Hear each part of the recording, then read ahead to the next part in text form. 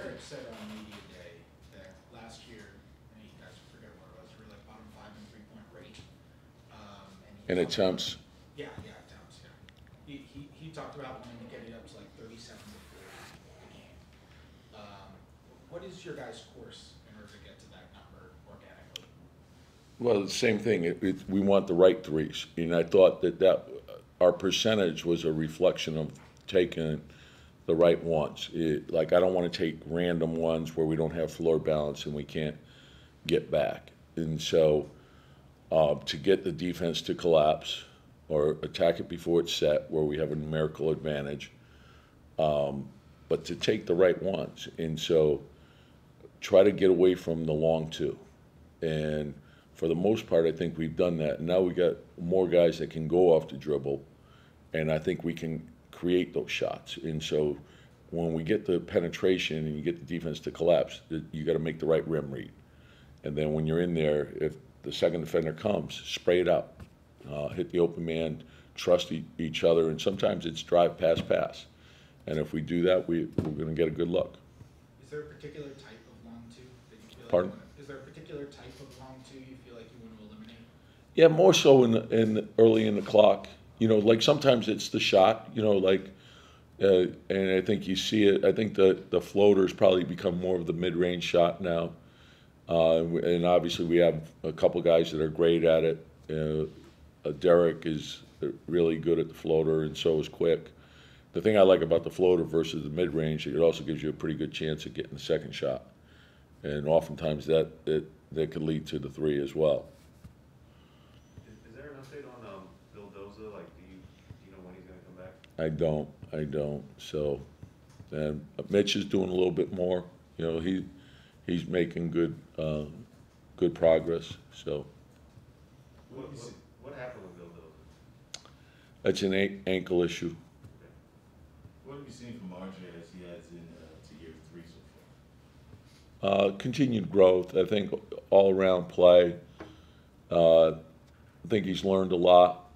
Obviously, the playoff experience was huge for him, and I think his shooting is improved, and it's something he has to continue to work on. I think it improved because of the commitment that he made after starting slowly last year. He put a lot of extra work in coming in at night, and it showed in his game. And that's the case for most players. If you put the work in, good things will happen. Obviously, rookies have so much to learn, but is his defense what you saw in summer league and what you see in here? Is he NBA ready defensively? Well, we'll find out. And that's what I like about he and Quentin. I think both have a defensive component to them, and so obviously you have to learn the NBA game, and you got to learn the players, and then you got to learn our players and our system. So that it takes time, but I love how they compete. I think their toughness, their competitiveness, their basketball IQ, they're sponges, they're in here all the time, they're picking up things. Our veterans have done a great job with them. So we'll find out, but I'm confident when they do get their opportunity that they will play well. You used Frank a lot last year for like one defensive stop, one possession. Could one of those guys be that, or do you have somebody that you see that could be that? Well, we'll see. You look at your team and you try to analyze what the strengths and weaknesses of every player are, and then you try to plug those in as whatever your team needs in order to win. That's what you're trying to take advantage of. And we have a number of players that do a lot of different things well. We put the team first, so we're asking guys to sacrifice. So whatever we need, we feel we have the answer on the bench.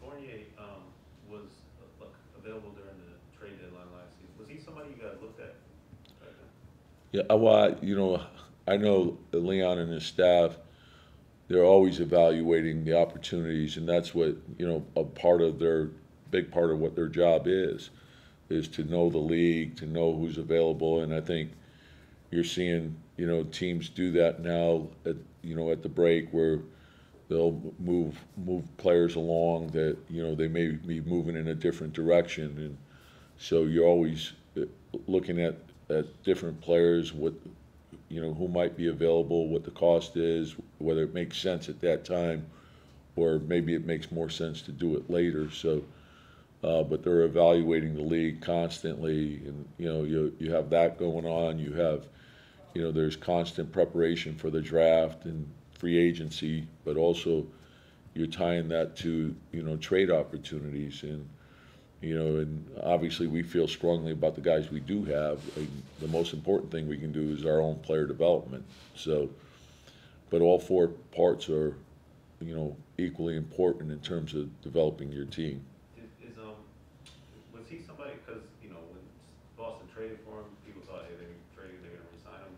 Was he somebody that you had targeted going into free agency, or were you surprised that he became available, or where did he fall? Yeah, well, I think like in your free agency preparation, you don't know who you'll be able to get, but there's a lot of work that goes into it, and you want to study, and you rank players, and you try to project what you think they'll get in the market, and then you try to determine whether that can fit into your team, and what are their strengths and weaknesses, and what do we need, and do they fit our team? And that's probably the biggest thing. So there were a number of players that we were looking at. We felt really good about the ones we were able to get, and as I mentioned many times, we were thrilled with the draft, and I love the commitment of the guys that are here. So. Sorry, Go ahead. My bad. No. What essentially you're swapping him for Reggie Bullock. I mean, what does he give you that maybe Reggie doesn't? Yeah, and I think that's a big part of like you're preparing for the next season, because you don't know what free agency brings, and you realize, okay, guys had really good seasons last year, so you have to prepare for. Obviously you're trying to bring guys back that you felt fit you well, but you also understand you could be losing guys along the way, so you have to have a plan for that as well. And so we were looking for experience, shooting, off the dribble. I think when you look at the playoffs today, it's not just 3 and D, it's also the ability to go off the dribble. So we're looking at a number of guys. As I said, we felt fortunate we were able to keep the guys that we were able to keep because of the type of year that they all had last year, and they were all equally important to the team. And that's why I love last year's team, just because of how unselfish they were as a group and how they worked together and played for each other. But last year was last year. This is this year. You understand that part of the NBA is the free agency piece, where you could lose players, and so. You try to make the best decisions that you can. You put a lot of work into it, and hopefully it works out. Now, we asked you about building on last year. You used the phrase, I think, zero base a couple times. I saw Vegas has you guys worse than last year, 41, and that makes you smile probably. do you like that? First of all, do guys buy into that zero base and have the same hunger? Yeah, and I think it's important. I know that's part of your job. It's part of our league is getting. People are excited about it, but for us, it really doesn't mean anything. You have to play the games, and so we have to understand what goes into winning, and the work part of it. And you do start at a zero base. So, and I always felt like stuff like that. They don't know. I mean, if we went by what they said last year, we never would have done what we did, and so. I think whether it's praise or criticism, treat it the same, and it doesn't really matter what outsiders think. It matters what we think, and we have the understanding of what we're doing each and every day, and we understand we have to do it together. It's important that the players realize that. Yeah. Last year doesn't mean anything. Yeah, and we talked about your first meeting is critical, because you have to lay all that stuff out, and it's a goal-setting meeting, and we have to understand, what our plan is and how we're going to go about approaching this. Tom, you mentioned, you have more guys that maybe can, penetrate, and, you want to see the three-point percentage rate. But do you think this team, when you look at Fournier and Kemba, some of what you added, can be a better offensive team, at least potential-wise? You can be an improved offensive team?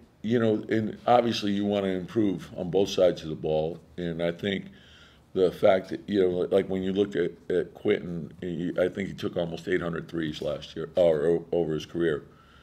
And so he has a shot profile that we feel is good for us. And then Quentin shows that he can shoot the three. So I think that's when Kemba's shot a lot of threes, and when he came into the league, he wasn't that. He became that. And Evan is obviously a good three-point shooter, but we have to be strong on both sides of the ball. Like, we have to be strong defensively, and we got to be better offensively. All right, thanks, Coach. Yep, thanks.